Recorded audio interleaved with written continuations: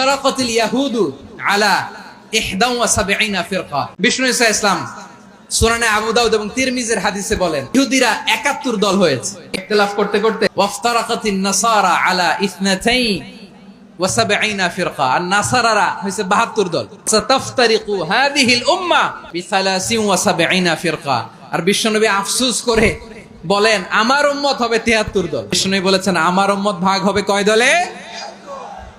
কুল্লুহা ফিন্নার, সব জাহান্নামে যাবে, ইল্লা ওয়াহিদা, একটা দল ছাড়া। আবার বললেন মান হিয়া ইয়া রাসূলুল্লাহ, নাজাত প্রাপ্ত জান্নাতি দল কোনটা আপনি কি আমাদের বলবেন না? আপনি মেহেরবানি করে একটু বলে দেন তারা কারা। বিশ্বনবী বললেন মা আনা আলাইহি ওয়া আসহাবি, আমি এবং আমার সাহাবারা যেই মতের উপর, যেই পথের উপর আছে, এই মত এবং পথের উপর যারা থাকবে তারাই জান্নাতের দল হয়ে যাবে।